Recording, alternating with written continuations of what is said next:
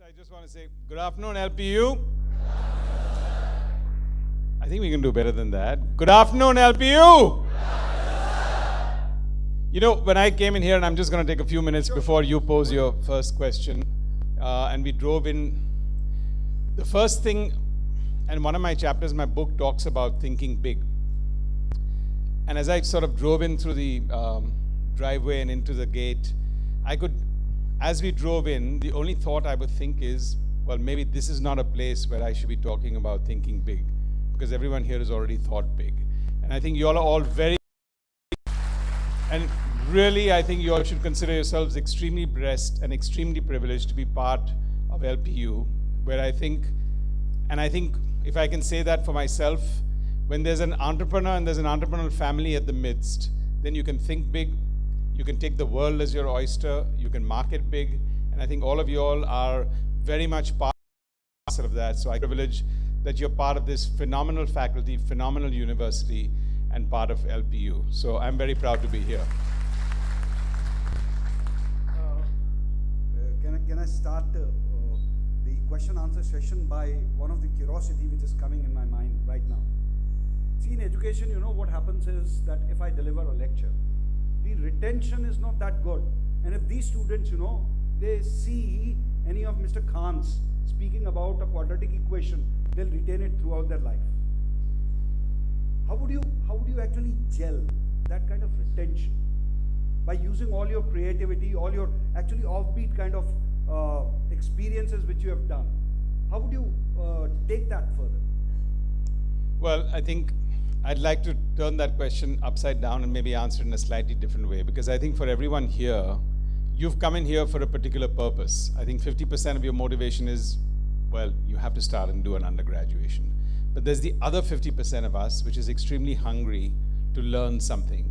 And I think, beauty is in the eye of the beholder. So I think you have to figure out really what's your approach and aptitude. It's not about who says it and how they say it. It's what you draw out of it. And I think today more than ever, learning and education is going to be an ongoing process. Let's be very clear. Every 5 years, the world is going to change. We're all part of that change at different stages of our career. What are you all going to do to be able to adapt to that and keep that going? Because if you're getting challenged at 9, learning is not going to stop at 22 and 23. It's going to continue at 27. It's going to continue at 40. It's going to continue at 50. What are we all going to be able to do to adapt, to be able to suck that knowledge in, to be able to put it into a context for what we want to do, I think is the only message I would kind of say. Of course, it's important that if we can enthrall and we can hold people's interest while we're learning, that's phenomenal. And the only thing I would say to that today is that the world has also changed for all of us to be extremely interactive. I think most of our learning is not always on a one-on-one basis. It's a lot to do with peers. It's a lot to do with interactiveness. And I know that would be the case with most of you all in the classroom, but the more interactive we are, we're learning from everyone around us. We're no longer learning only from one-on-one basis. And I think that's an important element that I think all of us take, because frankly, in the real world, that's how it works. Thank you. The house is now open. You can ask questions from Mr. Ronnie. Please go ahead. Please introduce yourself, tell your program, and... Yeah, and keep the questions broad so that it benefits everyone here as much as we can. Hello. Good afternoon, sir. Good afternoon. My name is Anshu Sabu. I'm from MBA Honors. Sir, you started your journey back in 1990, and so first as a cable guy, and then toothbrush industry. What motivated you to enter into film industry in 1997-98 when Yash Raj Studios and Tips Industries, Venus Industries were at large? What motivated you? Like Bollywood is a very, from my angle, for the newcomer is a cruel industry. You didn't had any legacy and any godfather. What motivated you to enter in this kind of industry? So I'll answer that question with two parts. One, I think when you're looking at whether you're a leader or you're a professional or you're an entrepreneur, and I think I'm standing here to interact with all of you all because not all of you all are going to be entrepreneurs. Not all of you all want to start up something on your own, but definitely all of you all want to lead and you want to excel in whatever you do. And I think part of learning and being an entrepreneur and having that DNA today, again in the 21st century, is even in your own organization. And I've been an entrepreneur, but for 2 years I've worked with the Walt Disney Company, which is one of the largest companies in the world, employs the largest number of people, and is one of the most admired brands in the world. And even there, the entire culture now is how entrepreneurial can you get. So I think that's really your key takeaway for what you want to do. So I think at that stage in our company, for being a media and entertainment company, for me, again, scale was very important and brand was very important. Whatever we wanted to do, we could not do unless we had a brand, and we could create a brand, and we could think very, very big in scale. And when we started our company, we were at a different level. And for me, it was very clear that to get both of these done in media and entertainment, if you're not on the big screen, so to speak, you're nobody. So whether it was incestuous, whether I was an outsider, you go into a situation thinking, what choice do I have? If I want to build a brand and I want to think scale, then this is where it needs to be, amongst many other things that we were doing. And I can tell you that the first 5 of those feature films that we did were all flops. And most our people would actually question themselves by the second one and say, why am I in this business from that point of view? But that's really what challenges you, that gets your conviction going from where you want to go. Yeah, go ahead. We need a mic, or somebody else who's got a mic. If you can raise some of your hands, then maybe they'll give you the mics and we can save the time on the mic. And we want some ladies also answering, right? I mean, asking rather. Good evening, sir. Good evening. Sir, you're a first generation entrepreneur. So I'm sure you might have faced a lot of difficulties. One of it might have been like capital constraints while you were working as an entrepreneur. So now after UTV, you are running a VC firm. You're running an online education business for the entrepreneurs. My question is like, what motivates you to help these entrepreneurs? Is it the money involved in the startup industry? Or is it because you don't want the entrepreneurs to face the difficulties which you had faced? I have 2 questions, sir. The second question is, what according to you is entrepreneurship all about? Is it about making money? Or is it about living your dreams? Or is it about like, achieving your dreams or making it big in life? What is it about? Sure. Okay, so let me just answer that in some parts. I think part of the reason I wrote a book after I exited the media and entertainment part was to just share my experiences across the board. I think today there are very few first generation entrepreneurs. For a 1.3 billion nation, if we have 10,000 startups in India, that's a very low average. We're going to take a decade, we're going to take 5 decades to be able to get to being a startup nation across. So we need 1 million entrepreneurs, we need 1 million startups. So I think my bit there was to contribute and do whatever I thought I wanted to do of sharing experiences. The 2 reasons that struck me out is when I started off in my career, I think family pressure was huge, because the big question mark for most people is go out and get a job. And I think that's absolutely perfect. And I think for most people, that would be the case. But I think there was a fair amount of social resistance that you face when you're becoming an entrepreneur. Unlike anywhere else where it is celebrated that if you want to take the risk and go out and do something on your own, I still feel in India the culture is raised eyebrows there, where most people feel, okay, so you couldn't get yourself a really good job, so now you have to start something on your own because nobody's there to hire you. And that's not the equal platform in which I think entrepreneurship should be as much as pursuing a professional career should be. And I think that's pretty much the motivation for me to necessarily write the book, share time, and do whatever I want to do. The other thing I'd like to very strongly say so is when we started up, or when I started up, the sort of birthright that everyone feels here today, that you can't become an entrepreneur only if you get funding, I think that's really sorely wrong. Because if you're convinced you want to start something, you'll start it on your own in any case. I don't think the benchmark is until I get funded, how do I start? It's almost like thinking, somebody else has to push me off the cliff, only then am I going to jump. Chances are if you're going to do that, you're not cut out to be an entrepreneur in that context.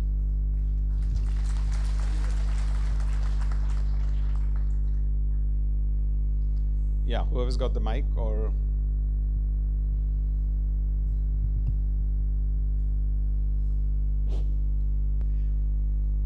Good afternoon, sir. I am Revant from BBA Honors. My question is, there would be a moment in your life when you thought that this business is not going to work and to kickstart again your business. I think You know, thank you, and please do sit down. I just want to give a little bit of backdrop and flavor to that. This is the influence age that we're all in, sitting out here.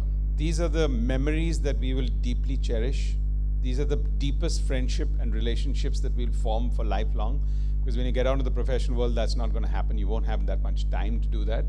This is also the time for the best amount of learning to figure out outside of my curriculum and what am I doing. Now, each of you all here, and I can see across the campus, great, strong extracurricular activities. It could be something in space, it could be something in sports, it could be something in extra learning, it could be in dramatics, it could be in elocution, it could be in debate, whatever. I would say hold on to that. And I'm sorry, but I'm answering the question in a slightly long manner. But for me, in my early days, when I was pretty much at this age, I took on theater as a hobby. And I think the level of conviction and the level of confidence that I built, because on a Friday night and a Saturday night and a Sunday night, even as a hobby, for you to stand in front of 1,000 people auditorium and actually save you all the other negative emotions that go into that thought process. I think the pride for me was that for 20 years I built something that we created a brand with. For me at that stage, we had 1,200 people working for us, and therefore it was a very practical thought process that if I wanted this company to go to the next level, the key challenge for me was to find a brand 100. If you can segregate passion from emotion, a lot gets done.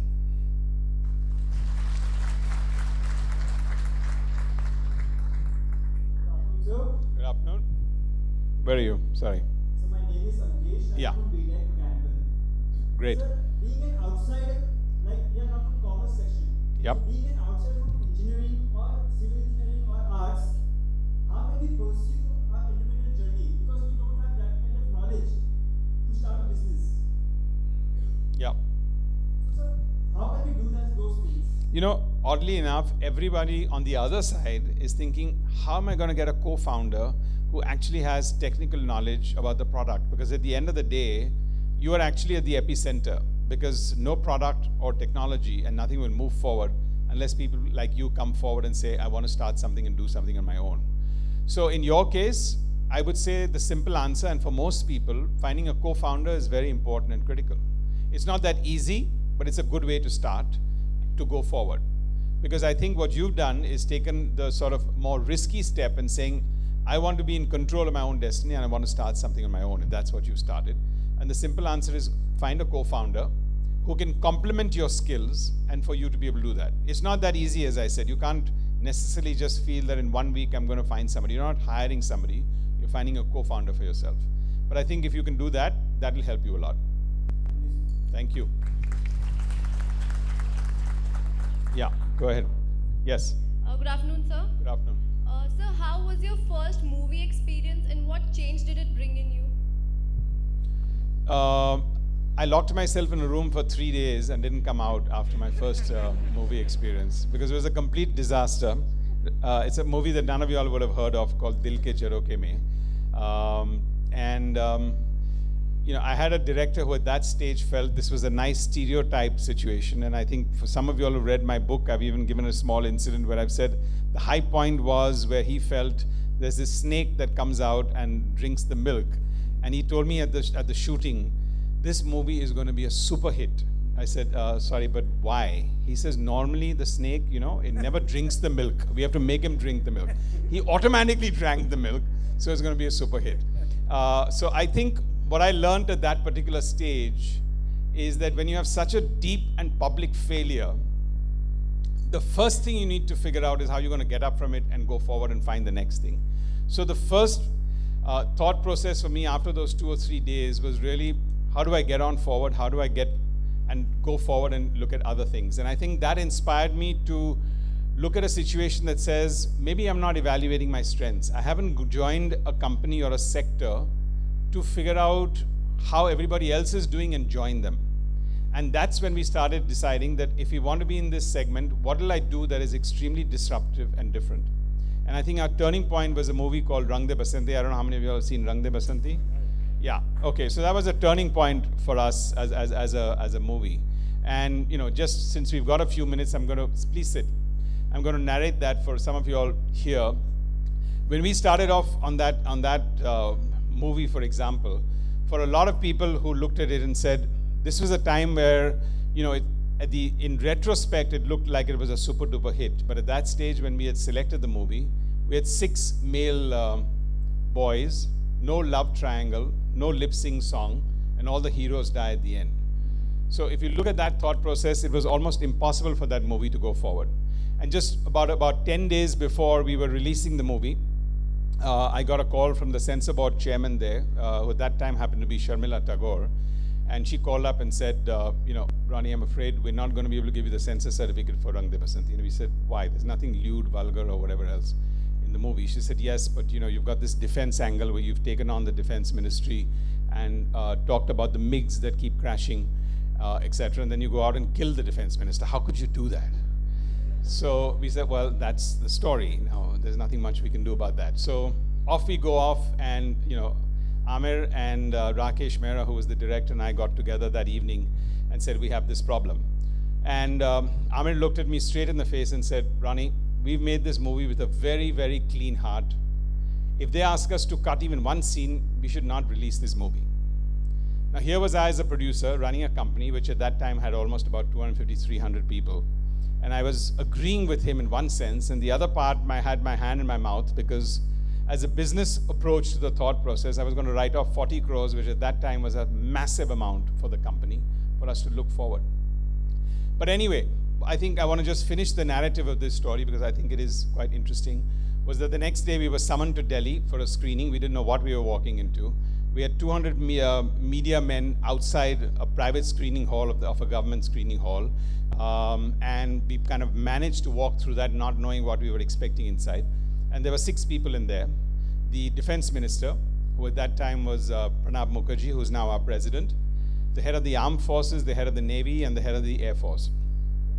And the 3 of them sat down in front, and Pranabji sat in the row behind them, because that's the protocol, and wisely flanked by Sharmila Tagore and Waida Rehman, who's Ajay Rathod's mother.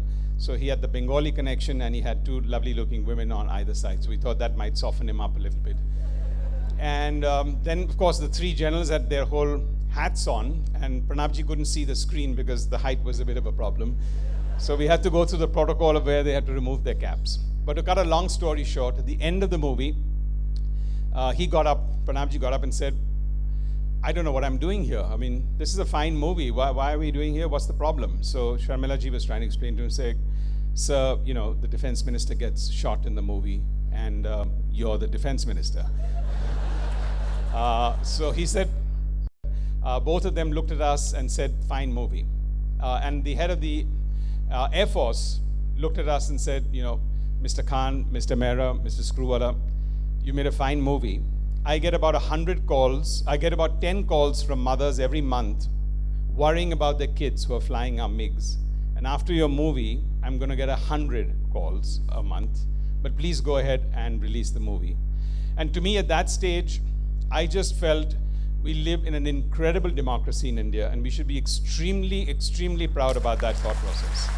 Really, we should. And this is the legacy for all of you all here, because we may complain from time to time about freedom of speech and whatever else, and we're an extremely complicated and diverse nation, but at the heart of it, on both sides, there's always the other side of the story, and there's always people who are willing to patiently listen for something to that extent. And to me, it was a very, very life-changing moment.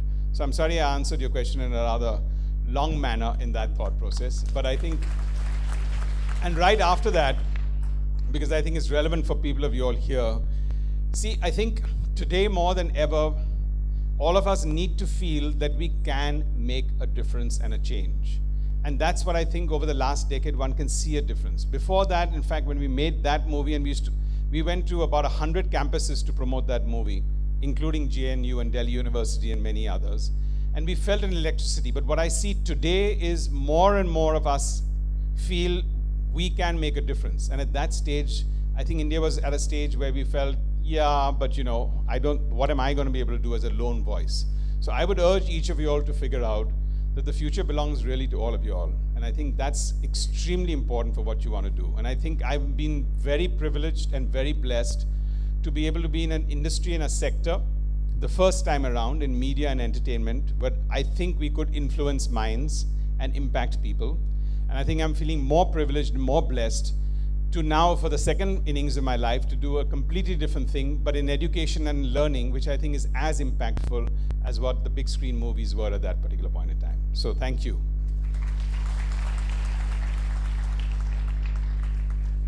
Good afternoon, sir. Yeah, Yeah, sir, here. go ahead. Sir, here. Yes, go ahead. Yeah, it's a privilege for us to have you here. My question is regarding the investment part of the startups. Like, you are one of the renowned startup investors, venture capitalists like Unilaser. So in LPU, we have different startup projects are there, organized by students only. So will you hear us for that, for the same, for the venture capital or for the funding part? My question is regarding, will you hear us for the ideas we have? Right here, right now? Not right here, like Yeah. in Yes. future. No, I think I think there's a good process to that. The simple answer is yes. That's what we are here for in that context. And I think even when we're doing our entrepreneurship course in upgrad, I think we do 8-on-1 mentorship sessions, and almost everyone who graduates from our course gets an opportunity to pitch. But here, I think today more and more, that is very much so. You know, I think the community of angel investors in this country has also grown. A lot of people here actually feel, and I think that's the incredible part today. One, less and less, I think everyone needs to figure out that we need to be worried about failure. And that's the other reason why I think I wrote the book, because I think today still in India we have this massive fear of failure, and therefore we find ourselves less confident in what we want to do. And I think the idea is we don't talk openly about failure. We're all going to fail, not 10 times, 20 times, 100 times. And I think for people who are looking at angel investments, to anywhere else in the world, you're more likely to get funded if you've already failed twice. Now, it's not a badge of honor, but it's a process that you've actually learned, and now you have something on the asset side of your balance sheet versus just the first time experience, which is frankly a liability on your balance sheet. But yes, we'd be happy to hear that from them. Can we assume that you will be supporting us throughout the journey? I can't necessarily make a public declaration on that, no. Okay, sir. Sir, actually, I want to ask a question that when you had your first film as a flop, sir, and you said that you locked yourself up in the room for the 3 days. So I just want to ask, sir, what were the things that were going in your mind, and how you coped up with the situations in order to gain confidence and in order to become the real Ronnie Screwvala? Yeah, I think I made it a little over dramatic. I didn't lock myself in the room for maybe 3 days. So just full disclosure here, I did over exaggerate there. It wasn't full 3 days in that thought process. But it's not just about that. I think I would say almost every fourth or fifth day you're going to have some setback or the other. It's not that in a professional career you wouldn't have that. It's not that if you turn to be a doctor or a lawyer you're going to have less setbacks. You're going to have to be getting very used to that thought process. It's really how you find a solution to that and go forward, because that's really the challenge. If as an individual or as a leader you don't feel challenged with the setbacks that you come back with, chances are you'll have to warm up to that, because real leadership, whether you're an entrepreneur or heading a company or heading a department, it's very, very important for you to know how to handle setbacks and go forward. So for me, the single line at that time of my life was, I don't have a choice. I've already chosen this path. If I want to create a brand and I want to create a very scalable company, I need to be in the big screen business. Ronnie, I don't have a choice. Keep going.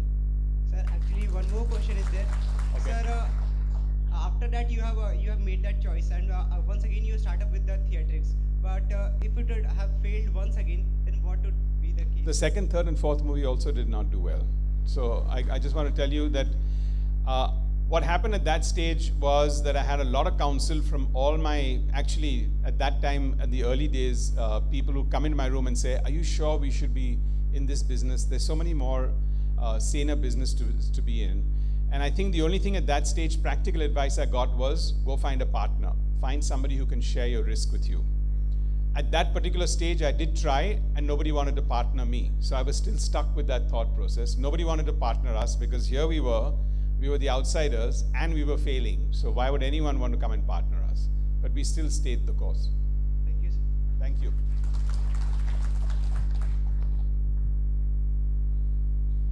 Maybe two more of them. This is the second last. Hi, sir.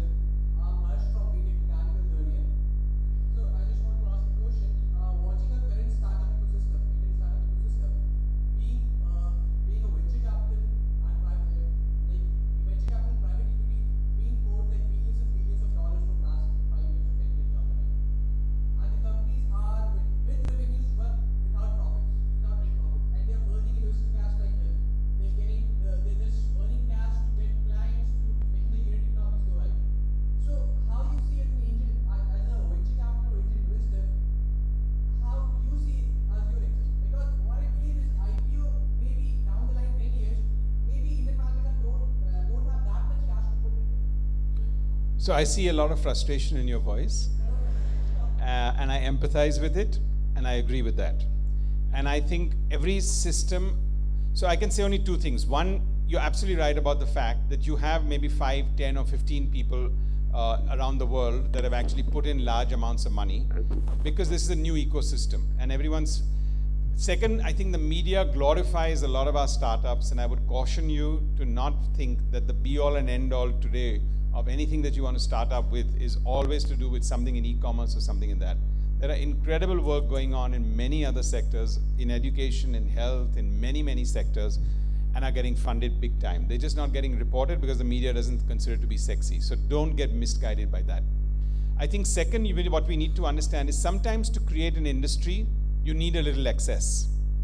And there's no justification for that thought process. Let's face it, today, there's a lot of huge American capital that is actually funded how you all have your afternoon meal or shop on some of the e-commerce sites because the discounts have been paid by foreign equity.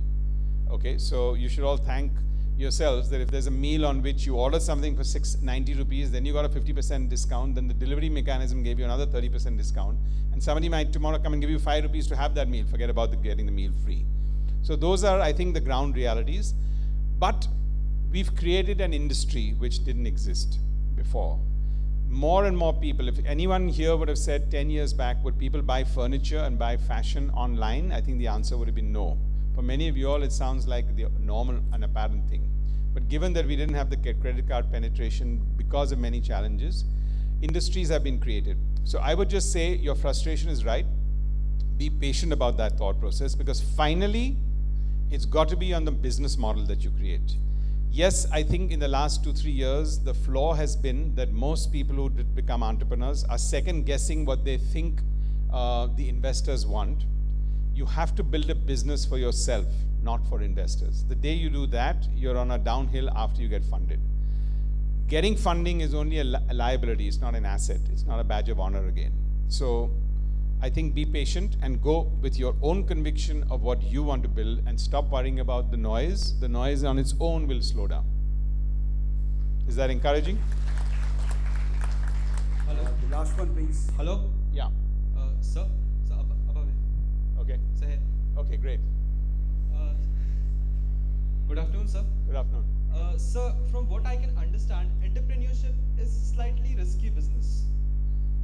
Sir, in a normal middle class family, it is not just you who works. People are dependent upon you, your parents, your sisters, your brothers, and all those kinds of things. So how can a person enter an entrepreneurship when a single risk or a single small wrong step can not only pull you down, but also the people that are around you that you love? So how can a person take that risk?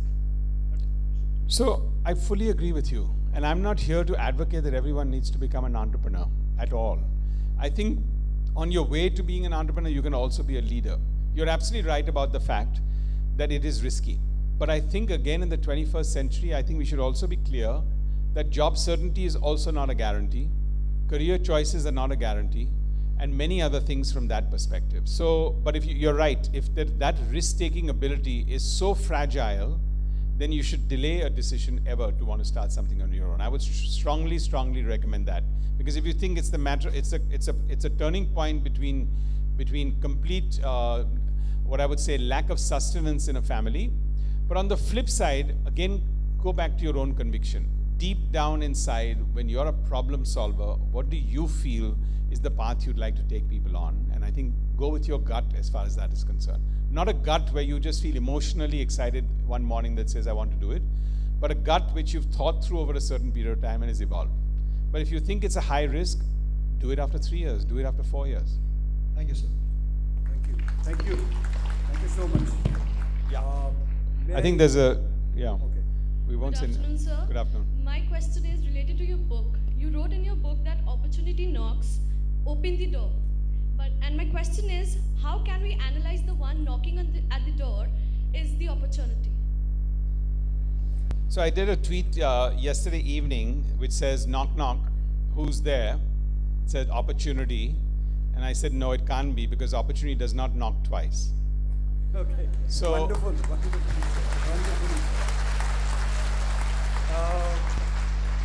No, but I haven't answered your question, so I'm going to answer the question. Don't worry about that part. And I think the question is, if you can't see that opportunity, for you, it's not going to be an opportunity. It may be an opportunity, but for you, it's not. So I think the question is, and I think if you read it in the conjunction of the whole chapter, it's how are you honing yourself to be in the right place, the right time? How are you creating opportunities for yourself? So I think at that particular point in time, you have to be able to identify whether it's an opportunity for you and how desperately you want it, how passionately you want it, what's your strength to that thought process. Does that answer your question? I get the sense it doesn't fully answer your question, so you can follow up. Did you want to ask something else? I personally feel that because we are running short of time. Okay. All right, because now this is going to be last because I'm seeing you since long raising the hand. This is going to be the last. Yeah, the mic's right behind you, just for everybody else's. A very simple question. It's a simple question because what I have learned from my childhood that if you need direction, you need a guru. And who was or who is the guru in your life who gave you the direction or who helped you at certain moments to give you the direction, or who's your role model? So, at different instances, we need someone who can give us the direction. Because at very lows, we need someone who can help us and, I agree. So what's your simple question? So this is the simple question, sir. Because What's the question mark? Ras is the question mark, Yeah. who's your guru and who's your role model? Oh, Who you asked me helped you? who's my guru, or you're saying in life? How do Sir, you go about in that? life, who helped you? Who's your role model? And Yeah, who's your no, fine. And I'm glad as the last question this is it, because I think it's a very important one. My personal sense is, I have to say with all humility, I haven't had a guru, and I think I missed that. But what I learned not having one was that, and please sit, is, when you have a mentor or a guru or whatever you want to call them, the critical part is you have to deeply invest with that person. Most people think that when you're getting somebody who's a guru or a mentor, what happens is you want advice, and you want good advice, and you want the answers to the questions. You're not going to get them from that perspective. Second is, most of the time we expect the guru and the mentor to be extremely encouraging and positive. You like my idea, right? I mean, so and you almost want the positive. So I think today, what I've learned is I've learned the maximum from gurus or mentors when they've asked me questions that I have not been able to ask myself. And I think the best way you can look for mentors and gurus is people who ask you more questions than you can ask them, not who give you more answers than you do. Very, very wonderful. Very wonderful. Thank you so much. Thank And, you. Thank you very much. This was great.